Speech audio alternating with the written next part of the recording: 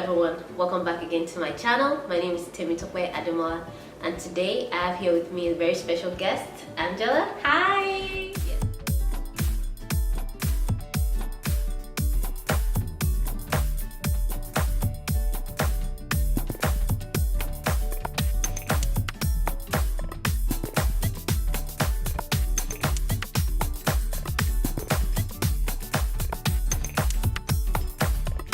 We met about 5 months ago, right? Yeah. Yeah, from work. Work. Yeah.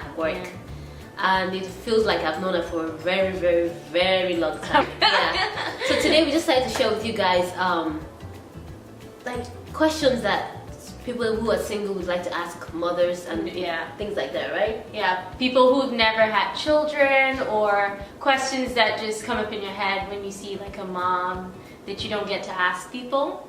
So yeah, hopefully we can touch on questions I definitely had that I wanted to ask. So we actually is at work at one point, and she started asking me all the questions, and she was like, you know what, how about we shoot a video about this? You know, because I'm sure that other people out there wondering, you know, these things about being a mother and stuff like that. I sure was very, very curious prior to having a baby. So so let's get right to it, right? Okay. All right. What was it like when you first found out the one you were pregnant? And then what was your experience like from first finding out you were pregnant to going to the hospital? Let's go up until that point, before the baby showed up. Okay, my memory isn't that great, so I'll try to recall. But I do remember prior to actually getting pregnant, we were working on not getting pregnant because we just got married. So we don't have babies. I think like 3 years into it, we said, okay, let's start trying. So I think we tried for like 3 months, and then I got pregnant. It was September. I was really checking on it every time. So I'll be like so close to when I miss my period, or 2 days prior to my period, I'm like, I can check, because there's some tests you could do. Like you can find out maybe 2 days prior to your period and stuff like that. So I bought that test and I did it. I was at home. I was like, let me see. Should I tell my husband through the phone, or should I wait until he gets back? That excitement, once he was going to be on his face. But I waited till he got back, and I showed him the thingy. He was happy. He was really, really happy. And what did it feel like once you knew, oh my God, I have a whole person inside of me?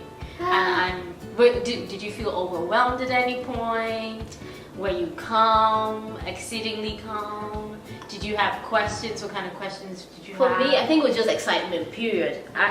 It wasn't overwhelming until towards like the end. The end of it. Yeah, because I didn't really feel nauseous, all those symptoms that people have. Oh, good pregnancy. No. Yeah, it was really good. It was just towards the end, like I think 7th month, that things started, I had a pinched nerve, and I actually left work, and I couldn't go to work for like I think a day or two because I couldn't walk. And then what else again? And then I threw up like 3 times, but it was towards the ending.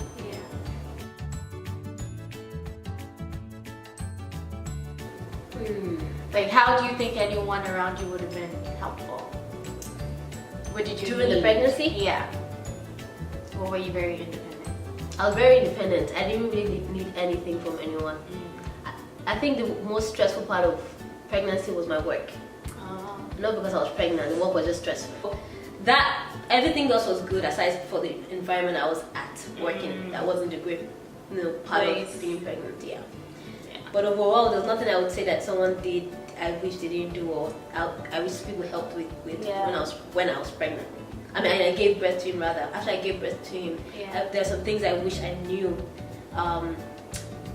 prior. These are the questions that I have now.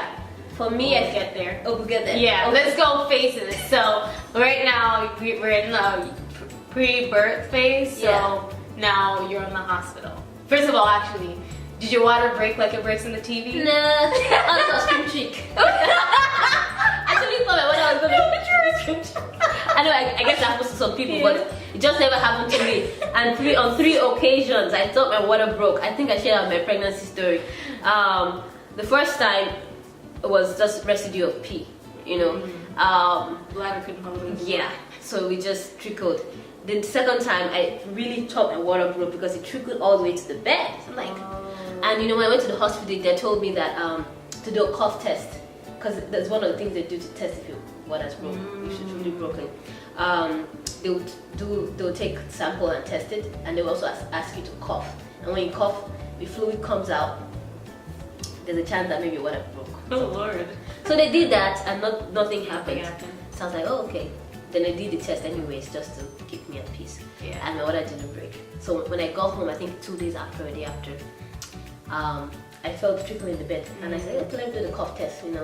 I did my cough test. No, oh really? In my mind, the thing trickled down. Like, yes, so my water's broken. Yeah, right. So went to the hospital. No, water didn't break. It was pee. But then it was a good thing that I went there, because my baby's heart rate was going down whenever I contracted, and I wasn't feeling the contractions. So it was a good thing I actually went to the hospital. They kept me in there. So in that time that they're telling you his heart rate is what? Dropping? Yes. How do you my contractions feel? Like, so what questions are you asking? At that point, I was a little bit concerned, because I wasn't even thinking about C-section was not even in my mind at all. I just prayed. I was trying not to be negative. So I went with a positive attitude. I got cameras and everything to video the whole process. So when they told me, oh, it looks like his heart is going down with your contraction, but we'll see. Yeah. They induced me, because I was not dilating on time. So I thought maybe with the induction, to speed the process. So little did I know that with induction, the chances of you actually having C-sections actually is higher, because the natural process is no longer taking place again. You're messing with the natural process. Your body's not ready. Yeah, for delivery. So for me, I was just like, okay, let them reduce me, because I wasn't dilating anymore. Yeah. So I was past the due date, which was more than 40 weeks at that time. So they induced more, and I think maybe 3 or 4 hours into the thing, I don't remember. They had noticed my heart rate was actually, his heart rate was going down, but after inducing me, it was going down further with each, because contraction. Oh my God! So with the, oh Lord! I'm just making it sound so light. So with induction, because contraction was increasing, yeah, it wasn't as, prior to that, it was not frequent. It was getting more frequent with induction.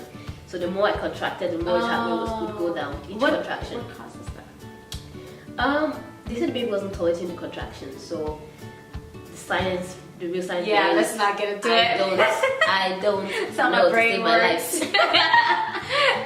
But the moment I found really funny was when the guy, the midwife, the man, he came and sat on my bed and was like, oh, Tope, I just checked your cervix and blah blah blah. You're still not dilated to what we need it to be, and we can't wait for the baby to get here. I was like, I know, me too. And next thing he was like, yeah, so we have to have a C-section. I was like, what? Oh, no. Replace this, yeah. So he said, I'm going to give you time to talk about it with your family, and but we have to do this fast. So he steps out, and then we do the talk. My husband was there. My mom was very, very, what's the word? Mom was very, very worried. Yeah. Are you crying in this time? Crying, okay. Me cry for what?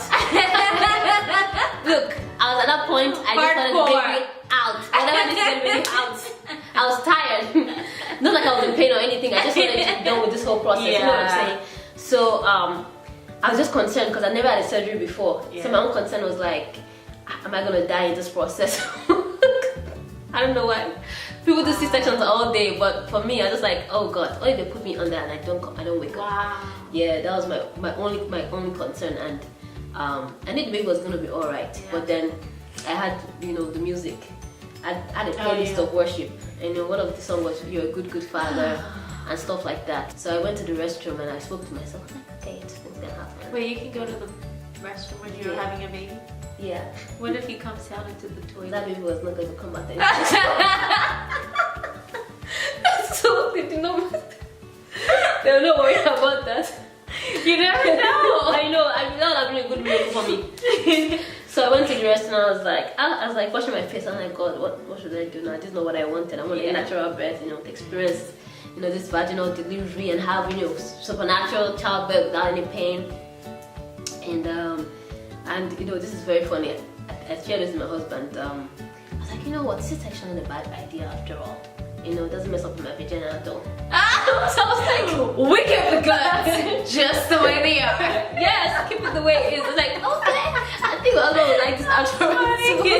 So I was like, okay, awesome. It's a chance to enjoy life. Find the silver lining. I know, exactly. And that was what I did. I was like, what, let him come through the stomach. Keeps the under intact. So I told him about it, just laughed about it. He's like, oh my god, Sophie, how can you be making just in this moment? I'm like, it is what it is, And so yeah, I think it was quick. 30-40 minutes they were done. He was out. Yeah.